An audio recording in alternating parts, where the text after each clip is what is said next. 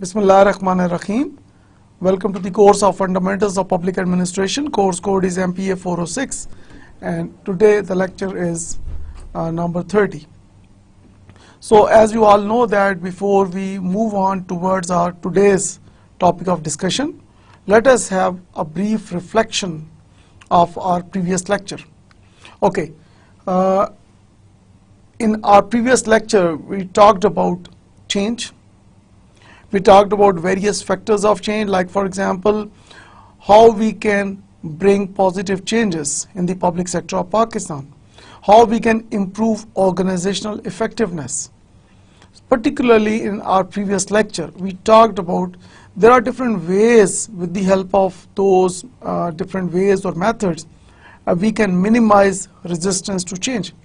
Because whenever we talk about change, there is always a resistance to change, because like having a resistance to change is a natural phenomenon.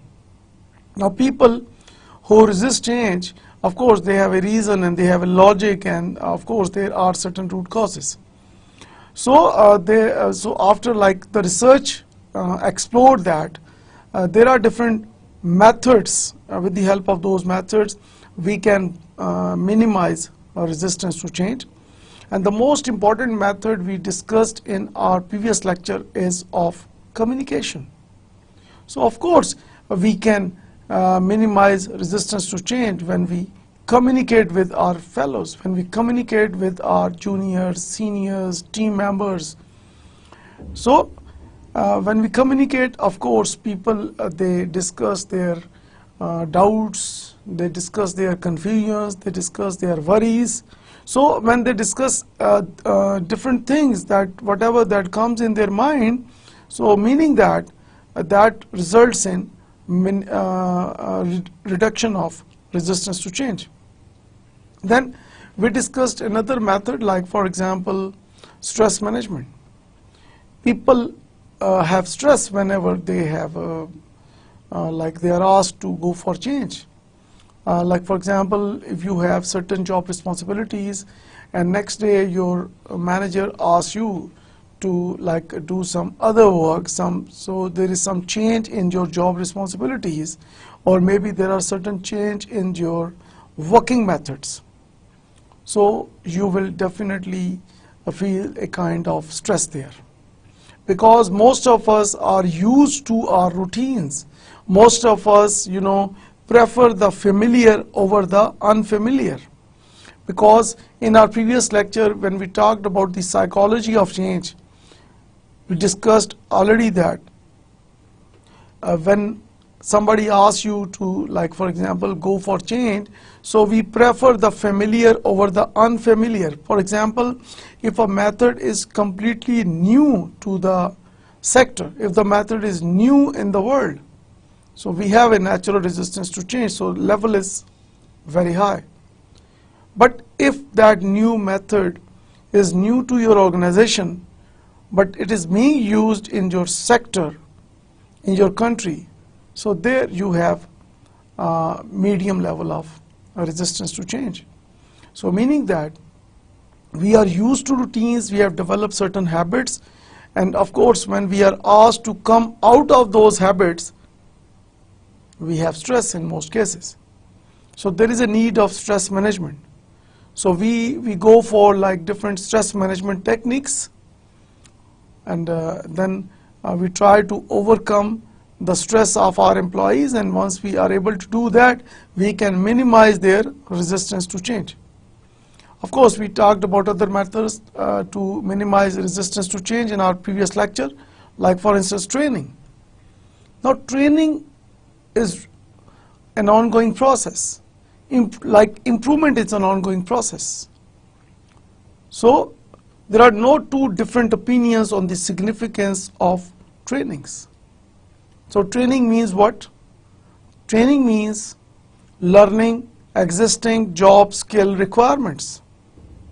So this is really very important, that we need to give training to our employees so they are able to learn new skills, new ways of working. So when they are able to learn more, their skill level improves, their competency level improves, and of course they improve their performance. So we can give trainings in, for example, people who are working at low level, there are different trainings. People who are working at middle level or top level, there are different trainings.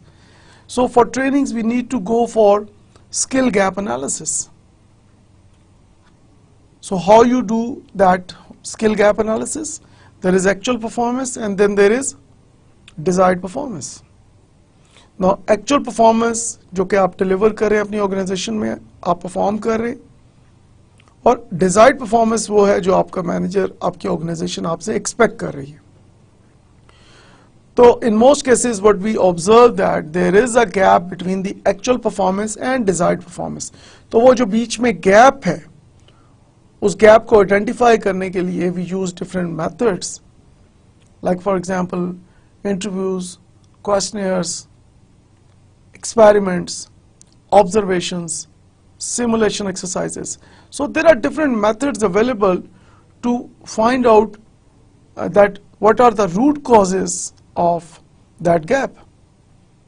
And once we are able to identify the root causes of that gap, then we customize our training programs.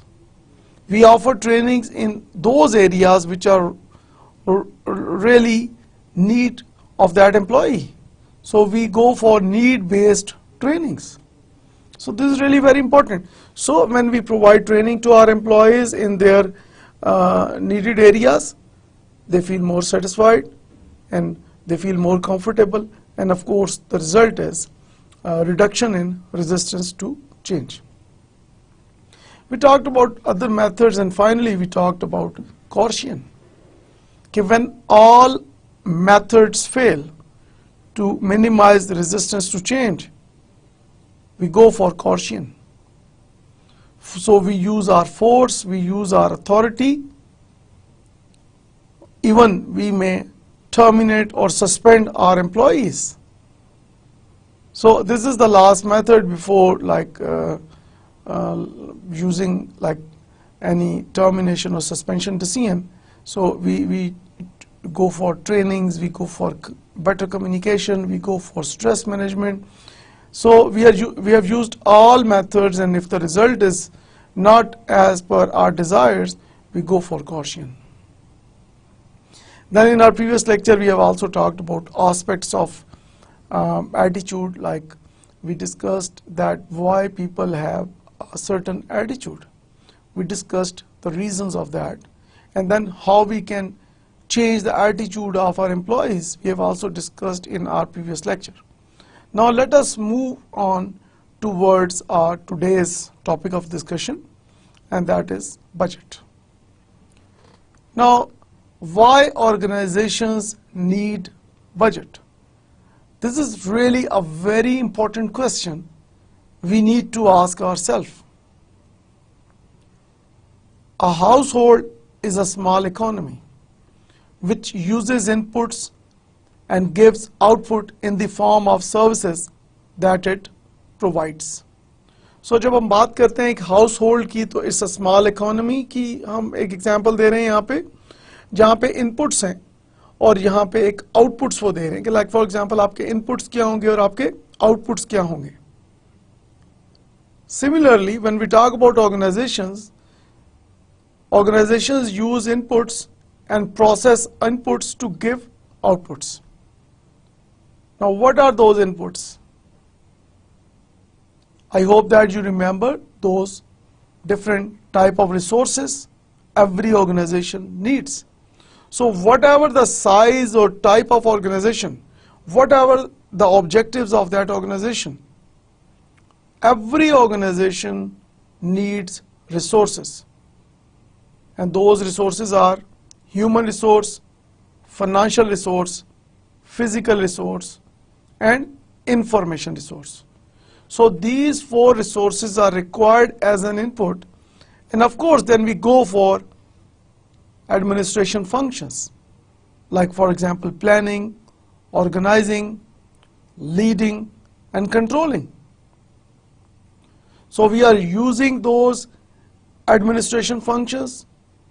So we are taking input as different resources, and then organization move towards output. Here a very important question arises, that what is the difference between output and outcome? Now output are the desired results. Outputs are the desired objectives. So whatever our targets are, if we are able to meet or exceed our targets, that is called the output. So results are the outputs. And outcome is, in order to achieve that output, desired output, you put in a lot of efforts.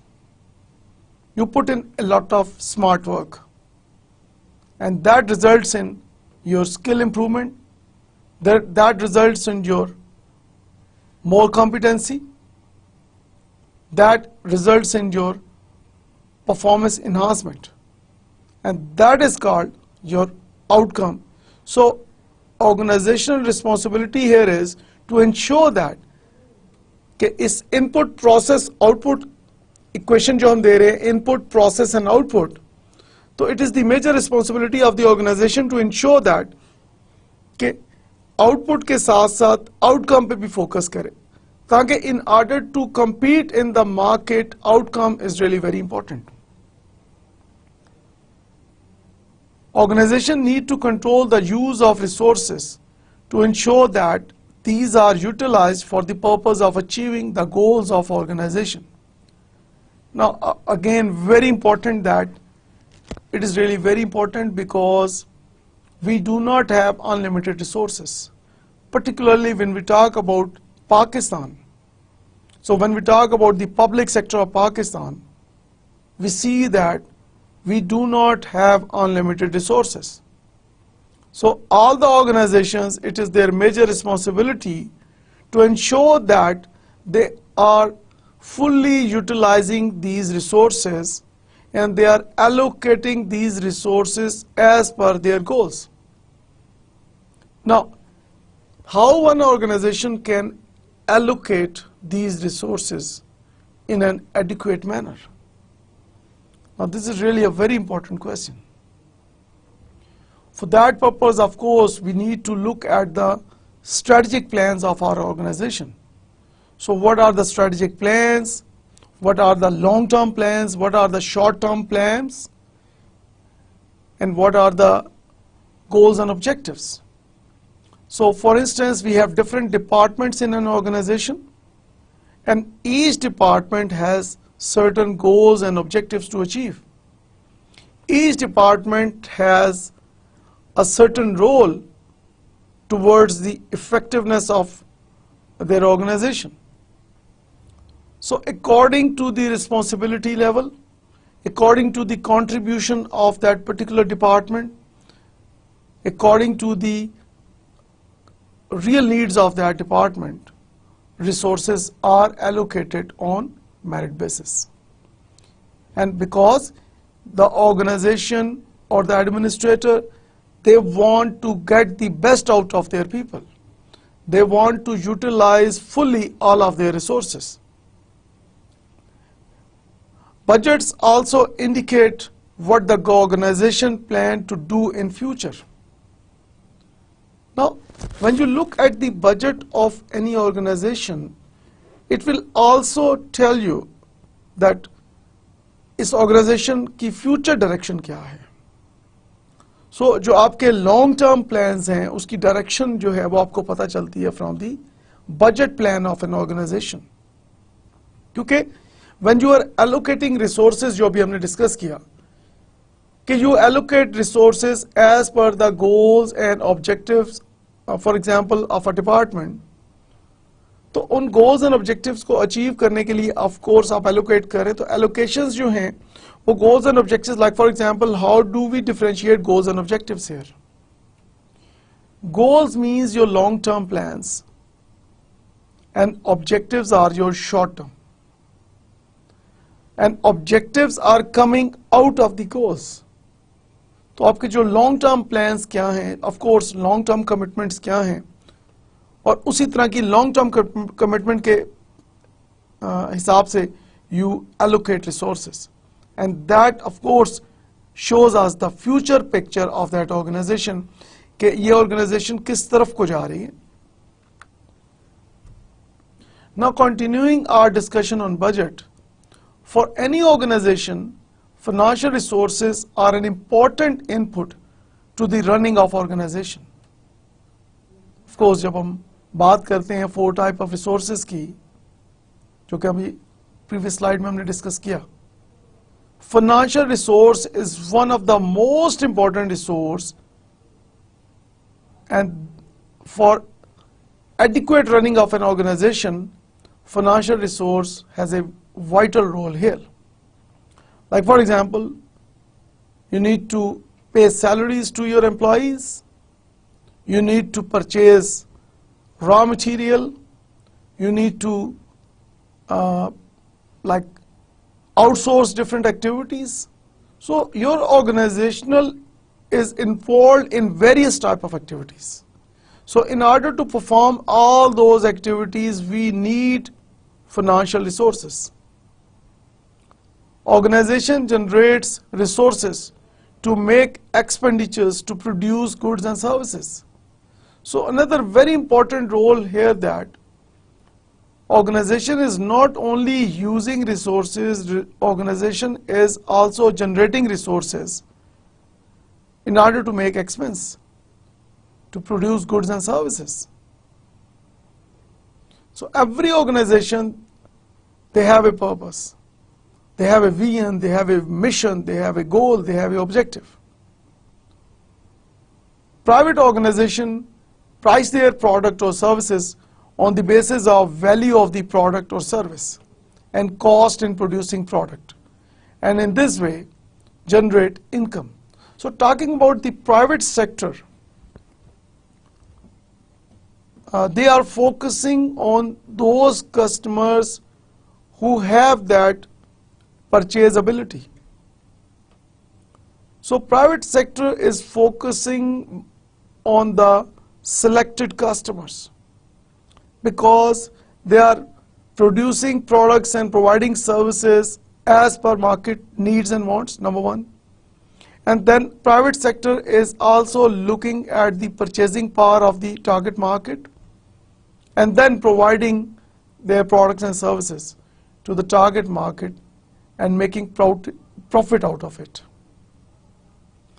But organization also create assets to produce output which are source of income. So at the same time, organizations are making their assets, so that is a source of income. Now let us discuss the major definitions of budget. First one is, budget is an instrument of financial control and management. Now what do you understand by this definition? So budget is an instrument of financial control. Of course, in every organization, you need to ensure the accountability. You need to ensure that your practices are as per procedures. So for financial controls, you need to have a budget. For better management, you need to have a budget. Because in budget, you allocate resources and then you ensure that कि जो आपने resource allocation की है उस पे अमल किया जाए. So for any financial control, budget is one of the instruments that is being used in the organization. It is summary of intended expenditures along with proposals for how to meet this expenditure. तो ये आपकी एक किस्म की एक estimations हो रही हैं, आपकी एक intended expenditures हैं, एक summary है budget, और इसमें प्रपोजल दी जा रही हैं कि उस एक्सपेंडिचर को किस तरह मीट किया जाएगा।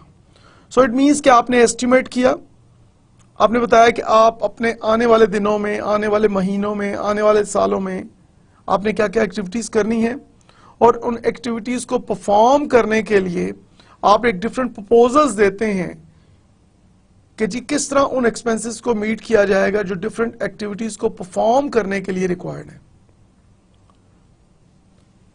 Budget is also a detailed plan of income and expenses expected over a period of time.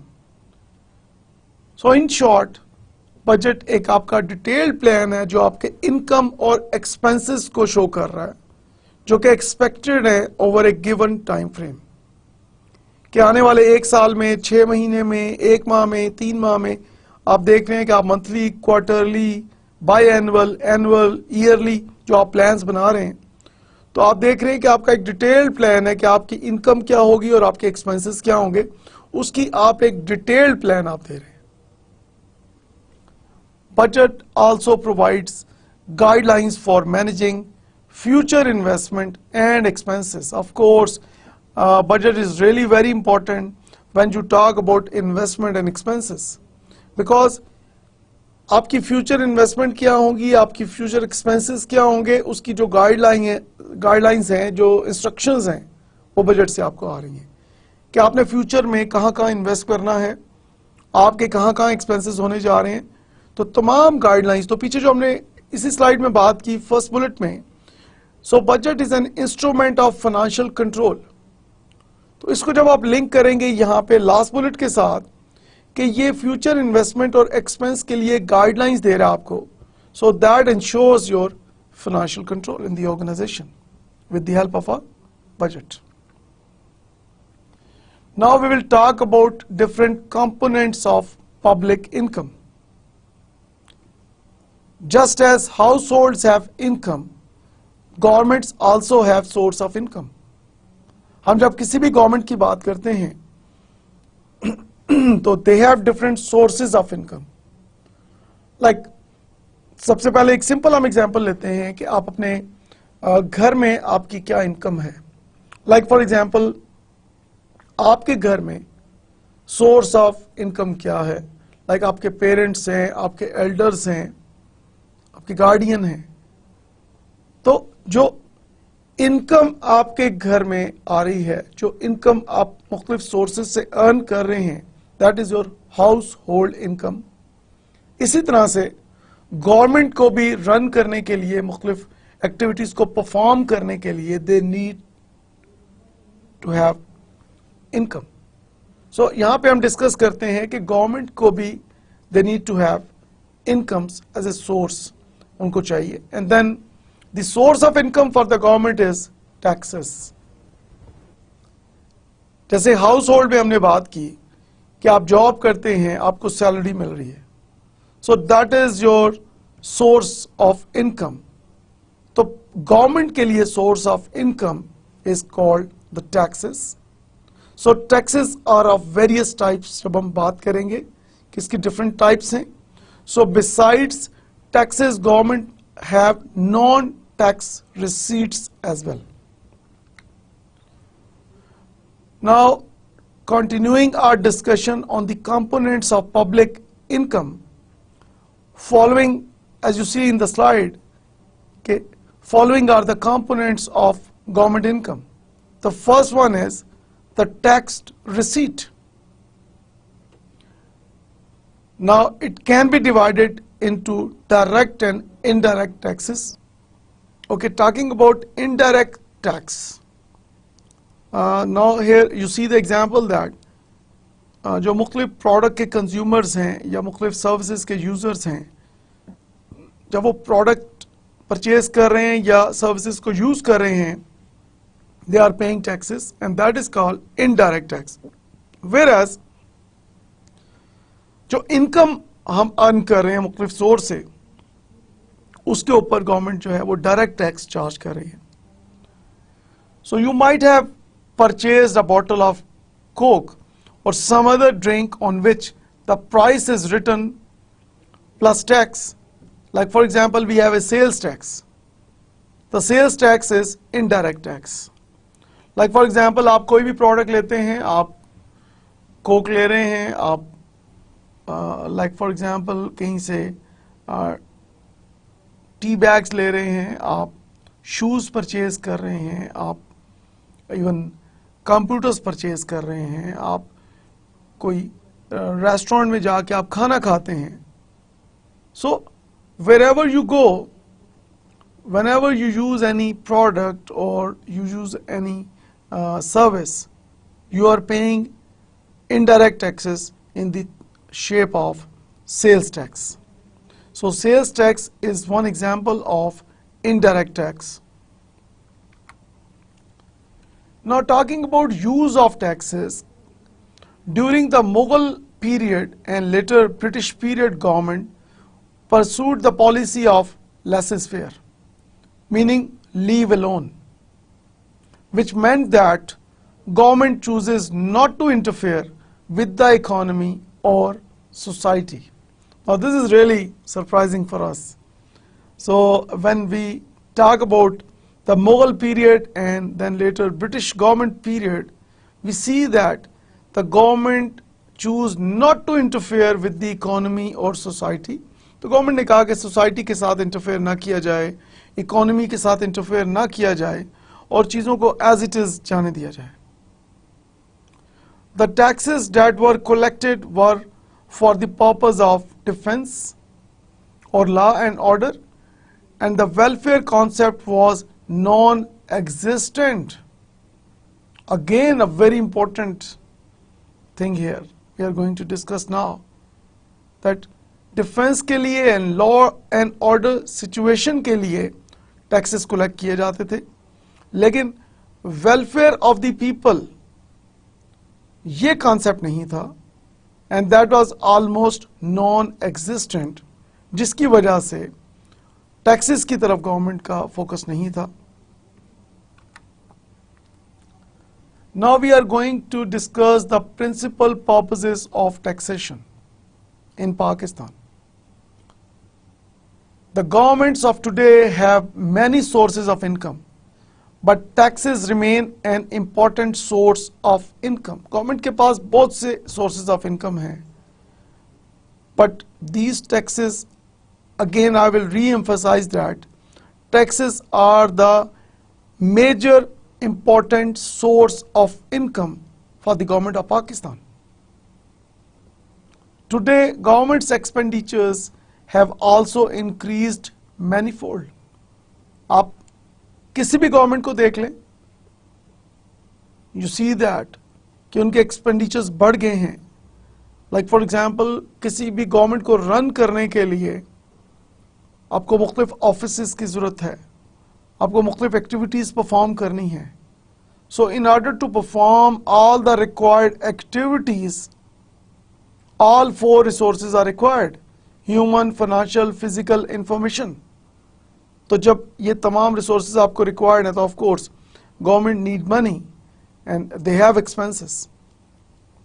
The main expenditure purpose is redistribution of income from rich to poor or help finance welfare activities. So this is really very important कि income redistribution की यहाँ पे बात की जा रही है कि हमने जो अमीर से लेकर गरीब को देना है. That is the basic concept here. So when we talk about the principal purposes of taxation, this is one of the most important purpose that कि जो लोग बहुत rich हैं उनको टैक्स लगाकर उनसे आप डायरेक्ट और इनडायरेक्ट टैक्सेस जो हैं उनको पे करने पड़ते हैं, और वो जो वहाँ से इनकम जनरेट होती है डायरेक्ट और इनडायरेक्ट टैक्सेस से, वो रिच से पुअर के ऊपर स्पेंड की जाती है for their welfare in Pakistan.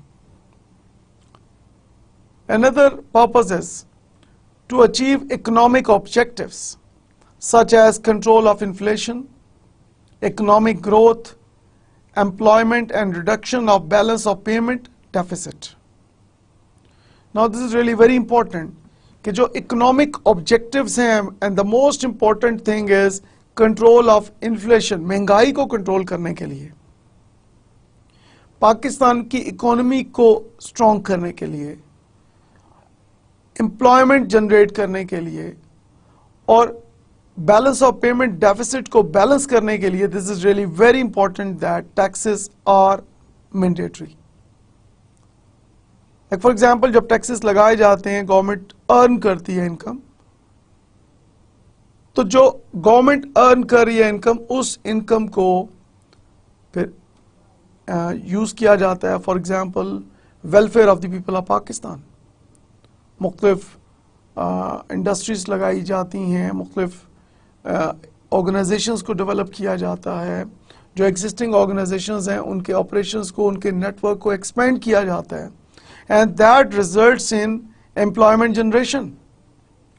So people who get government jobs, of course वो जॉब्स उनको कैसे मिलेंगी, बिकॉज उस इदारे को जब एक्सपेंड किया गया, उस इदारे की मुख्तलिफ एक्टिविटीज़ को इन्हांस किया गया, so they got employment there. And government, of course, government pay salary to the public servants. So, of course, these taxes are required to generate income, and that income is being used to pay salaries to government employees. Now, continuing our discussion on the principles of good taxation, we talk about foundation of modern economy. Okay, since the foundation of modern economy was laid, there has been many changing ideas and philosophy on the role of government. Alongside the idea and principle of good taxation has also evolved. Now talking about Adam Smith's role here. Adam Smith, the economist who wrote Wealth of Nation in 1776, said that a good tax has following 4 principles. So when you look at this slide, you see that there are 4 principles. In this slide you see the 2 principles. The first one is, according to Adam Smith, a good tax should be equal. Now what does it mean? It means that equality, an individual should be called upon to pay tax according to his her ability to pay tax. So equality in taxes, like for example, if you are charging tax from one person and if you are charging tax from another person, so the tax charge from 2 persons should be equal.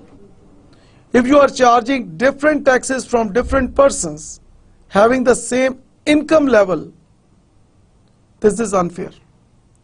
So having equality in taxation is really very important, and this is called progressive taxation, where the rich pay the higher percentage of taxation than poor. Again, very important that the rich pays more tax as compared to poor, because the source of income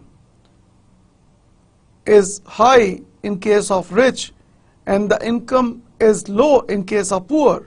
So the government is charging high tax from the rich and charging low tax from the poor. A good tax should be certain. People are certain about how the tax works and how much has to be paid, as well as when to pay.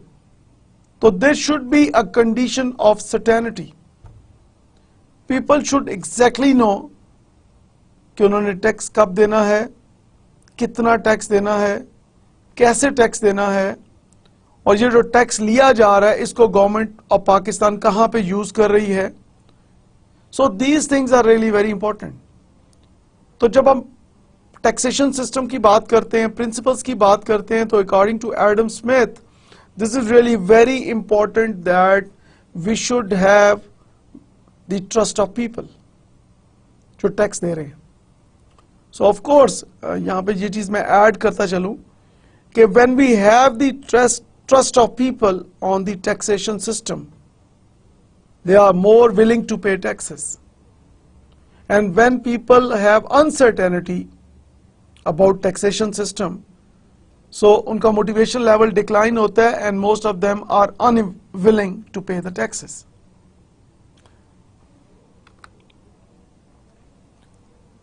Now another principle according to Adam Smith here is a good tax should be convenient. People should be able to pay without any inconvenience. Very important because अगर tax पे करने के लिए आपको बहुत ज़्यादा जद्दोजहद करनी पड़ती है, अगर आप बहुत आपको इनकन्वीनियंस होती है, फॉर एग्जांपल अगर बहुत लॉन्ग प्रोसीजर्स हैं, बहुत लेंथी फॉर्म्स हैं. जैसे मैं बात करूंगा कि फ्यू इयर्स बैक जो टैक्सेस के जो फॉर्म्स थे जो फिल करना होता था, जो टैक्स पेयर्स हैं they were required to fill a form, काफ़ी ज़्यादा complicated फॉर्म्स थे. लेकिन एट प्रेजेंट जब हम बात करते हैं तो फॉर्म्स को एक तो उनके नंबर ऑफ पेजेस को कम किया गया, उसमें उसको सिंपल करने की काफ़ी कोशिश की गई ताकि एक आम पर्सन उसको आसानी से अंडरस्टैंड कर सके, और दूसरा टैक्स ऑफिसर्स को ज़्यादा बेहतर ट्रेन किया गया ताकि वहाँ पे जो लोग जब टैक्स पे करने के लिए आते हैं तो उनको आसानी हो, उनको कोई प्रॉब्लम ना हो, कोई किस्म की परेशानी ना हो. A good tax should be economical. The cost of collecting and administering should not exceed revenues.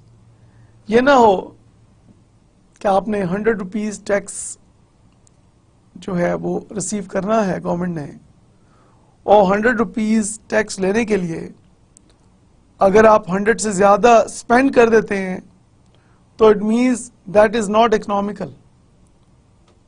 तो कॉस्ट इफेक्टिव होना चाहिए कि जब आप टैक्स को कलेक्ट कर रहे हैं, उसको एडमिनिस्टर कर रहे हैं, तो आपकी जो टैक्स कलेक्शन जो प्रोसीजर्स हैं वो इतने ज़्यादा एक्सपेंसेस उसमें ना हो जाएं कि जो आपका रेवेन्यू है वो कम हो जाए और आपके जो प्रोसीजर्स के ऊपर जो आपका एक्सपेंस है वो ज़्यादा हो जाए. So Adam Smith talked about these wonderful principles of good taxation, and when we apply these good principles of taxation we can achieve our objectives. The government is able to improve taxation system, the government would be able to collect more taxes, and the people will be more motivated to pay their taxes. Because here when you look at these slides again, you see that the focus is on equality, the focus is on certainty, the focus is on convenience, and the focus of a good taxation system is on economy. So now you see that almost all the major aspects have been covered by Adam Smith when he has given these 4 principles of good taxation. Now there are some other principles of modern taxation, and we are going to discuss these now. Now these are: tax should be impartial. So there should be no bias when you are charging a tax. Two citizens who earn equal income and have same size of family should be taxed the same. Now people having same income, people having same family size, if you charge them, if you ask them to pay different taxes, that will be of course biased. So the government should be impartial when they go for collecting taxes. It should not be incentive to hard work and therefore should not penalize for hard work. That is, that those who work hard and earn income should not be heavily taxed. Another very important principle of modern taxation is the tax should be consistent with government policy. Government, they make different policies. With the passage of time, they bring improvements. So whenever a new government comes in, they come up with new policies. Like for example, when one government comes in, they have different policies. The other government when comes in, they have another policy. So every government has, in most cases, has a different focus.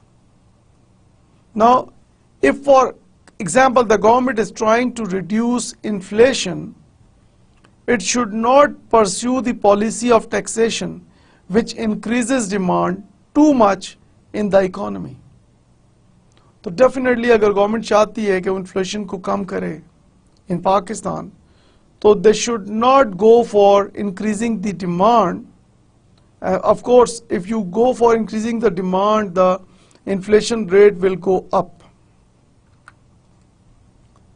Now, talking about the types of taxation here, taxes tend to fall in two categories: direct and indirect taxation. Direct taxation is a tax levied directly on individuals' income, whereas indirect taxation is levied on consumers' expenditure or outlay. जैसे कि हमने पहले discuss किया कि आप की जो as a individual जो आपकी इनकम है उसके ऊपर एक डायरेक्ट टैक्स गवर्नमेंट लगाती है. जैसे गवर्नमेंट एम्प्लॉयज़ हैं तो एट सोर्स उनके ऊपर टैक्स लग जाता है कि जो सैलरीज वो ड्रॉ कर रहे हैं, तो जो सैलरी वो टेक होम लेके जा रहे हैं, तो उनको जो चेक मिलता है या जो उनके अकाउंट में उनकी सैलरी ट्रांसफ़र होती है, तो पहले उसमें से टैक्स को माइनस किया जाता है और उसके बाद वो सैलरी उनकी ट्रांसफ़र होती है उनके अकाउंट में, बैंक अकाउंट में. ऑन दी अदर साइड, आप कोई भी चीज़ प्रोडक्ट परचेज करते हैं या कोई सर्विसेज यूज़ करते हैं मार्केट से, सो यू पे indirect taxes, for example in the shape of sales tax.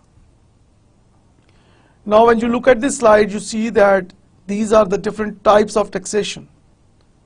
Like जब हम direct tax की बात कर रहे हैं तो direct tax के अंदर कौन कौन सी टाइप आ जाती हैं? We have the income tax, we have the wealth tax, we have the workers welfare tax, and we have the capital tax.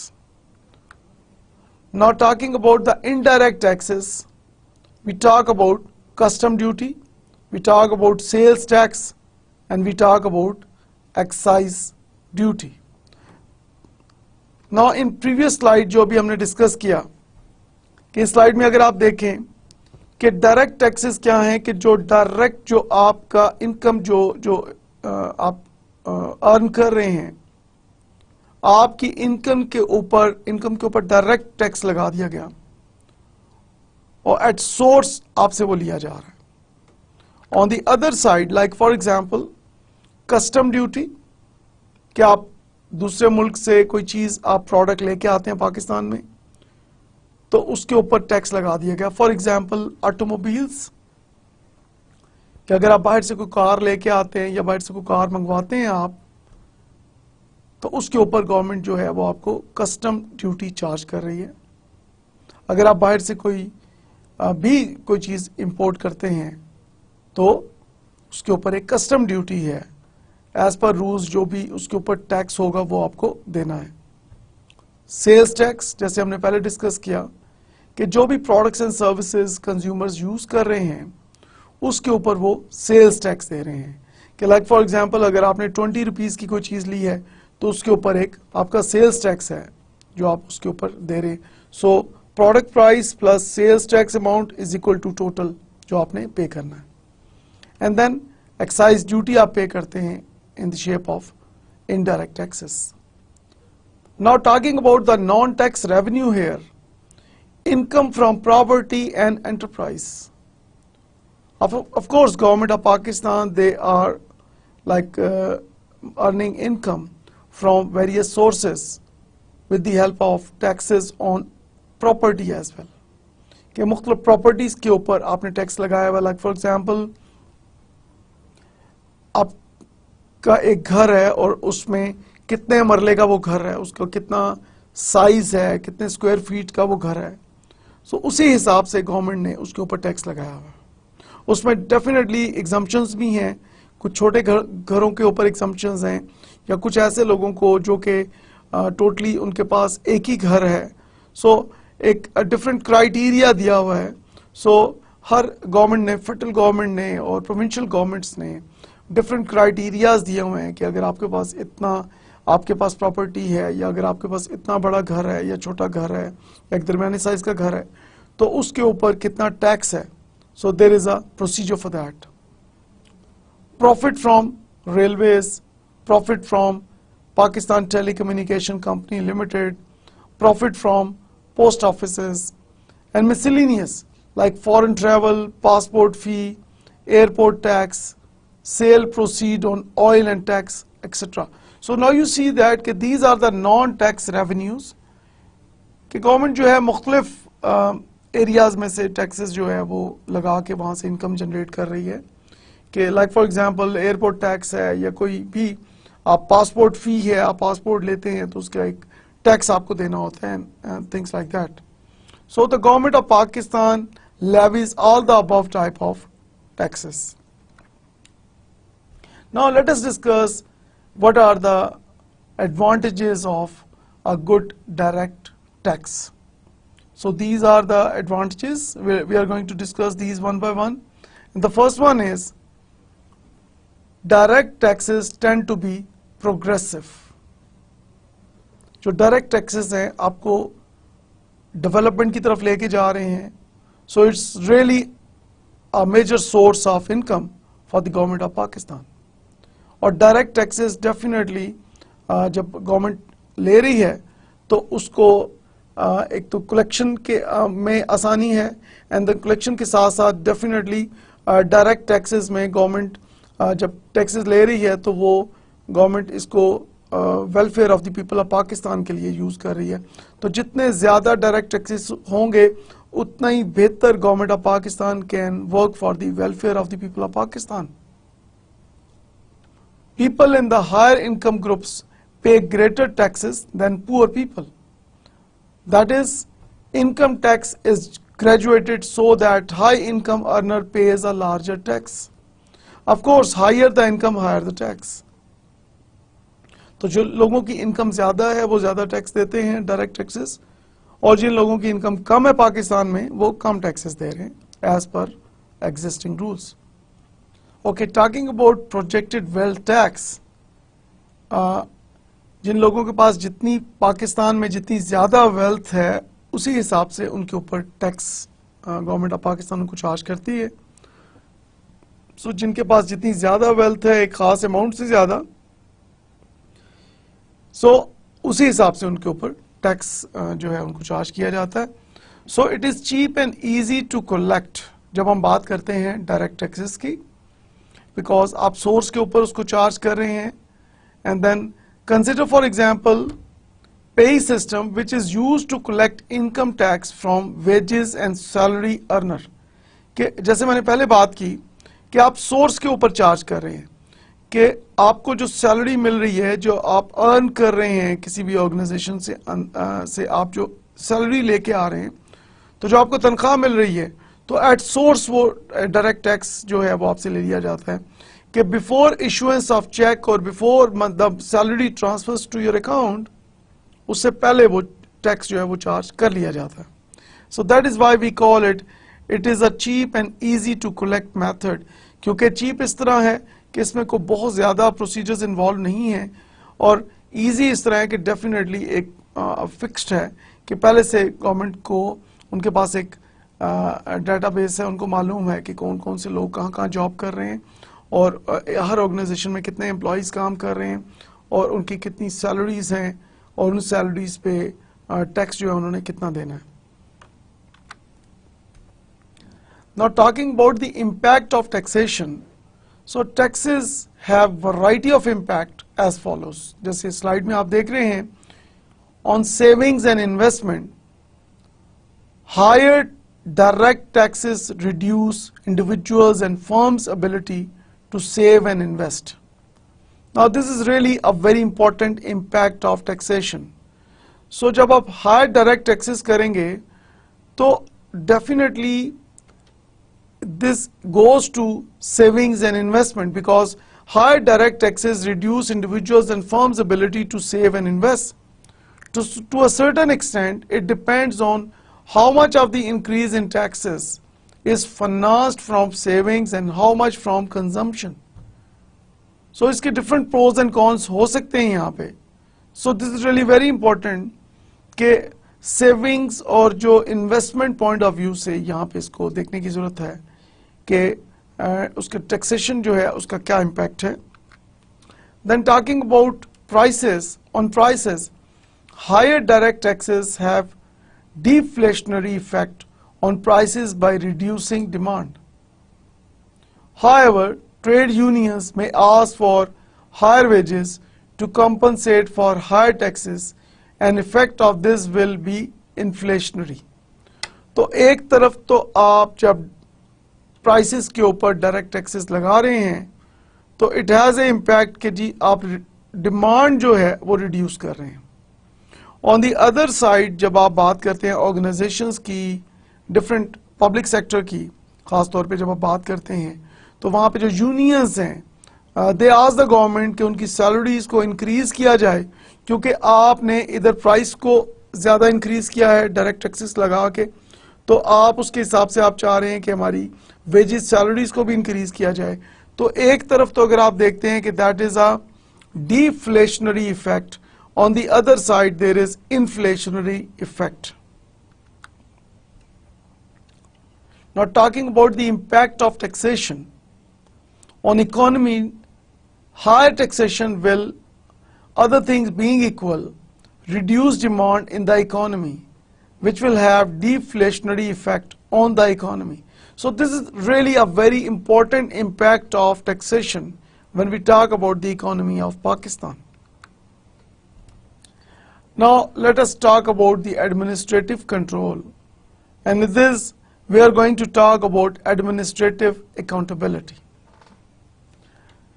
Now, according to Leonard D. White, accountability is the sum total of constitutional, statutory, administrative and judicial rules and precedents, and the established practices by means of which public officials may be held accountable for their official actions.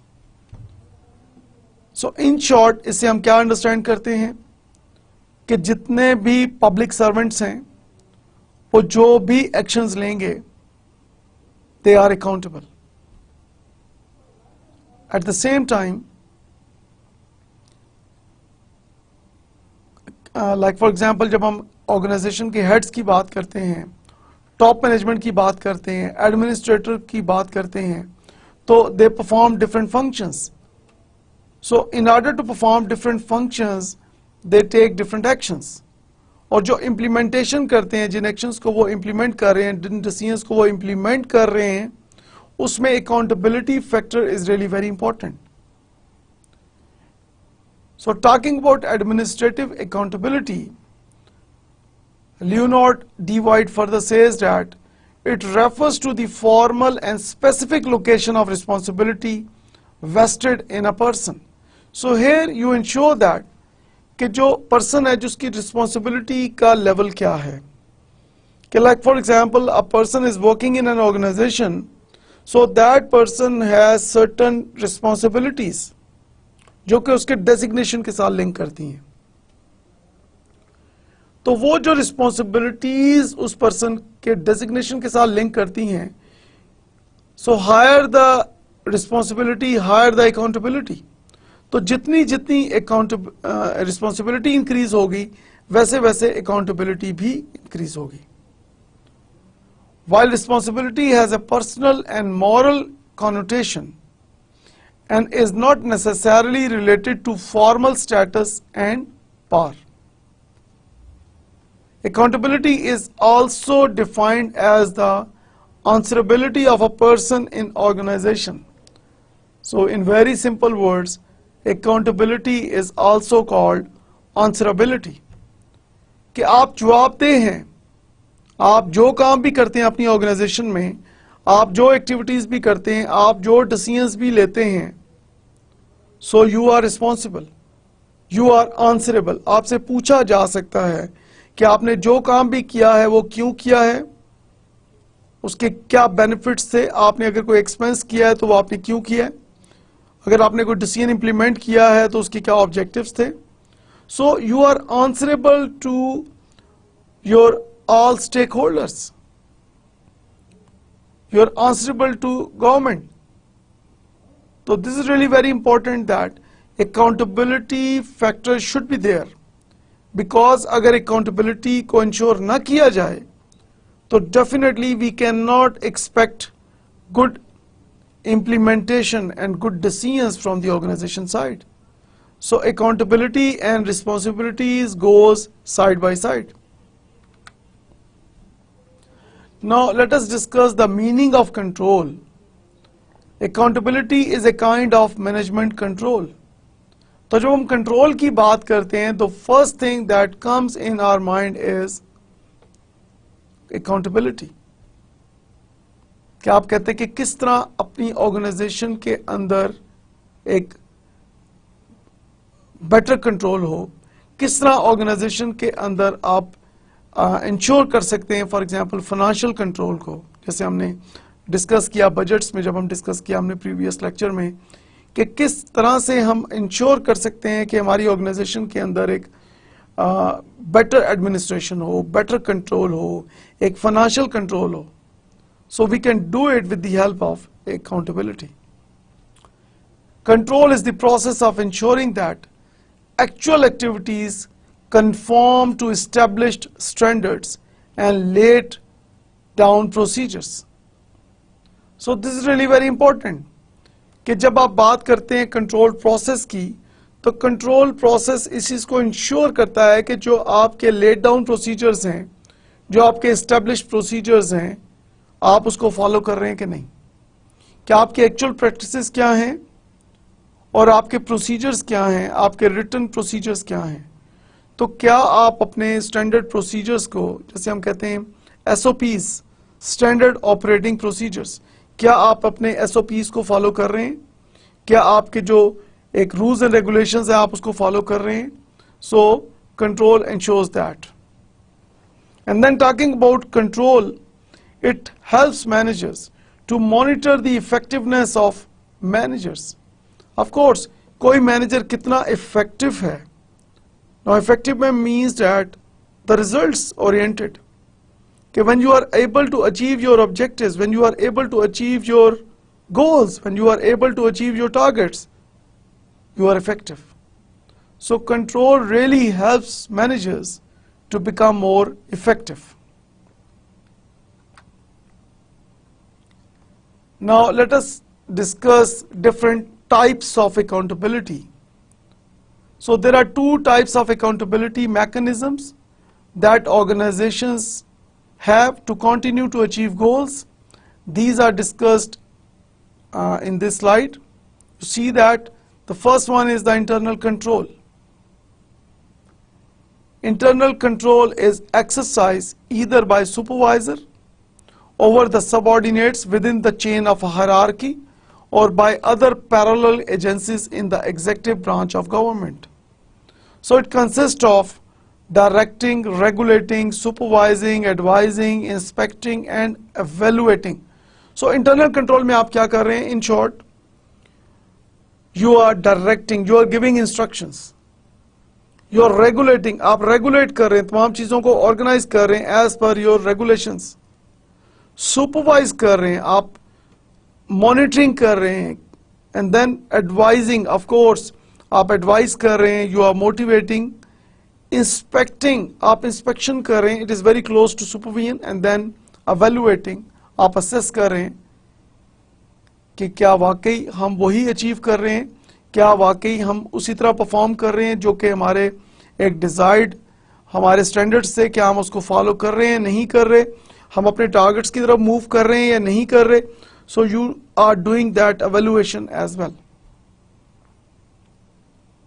It should be continuously done without being felt. This mechanism of accountability has positive results also. So in short, when we say talk about internal control, if it is appropriate, it ensures positive results in an organization. The other type of accountability is called external control. External control is fitted outside the administrative machinery and works within the general constitutional framework of the system. So it is exercised by the external bodies such as legislature and judiciary. तो outside the organization एक control है. Like for example, मुल्क का legislature क्या है और जो एक judiciary का role है. So they ensure that external control when we talk about the accountability of an organization. Okay, in our today's discussion, we talked about budgets, we talked about taxation system, we talked about direct and indirect taxes, and of course, its implications on the people of Pakistan, and of course, we have also discussed the various ways how governments meet their expenses.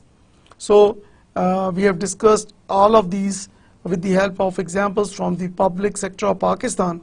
I hope that कि आज के lecture से आपने काफ़ी learn किया होगा. Inshallah, see you all in the next lecture. Thank you very much for your kind attention.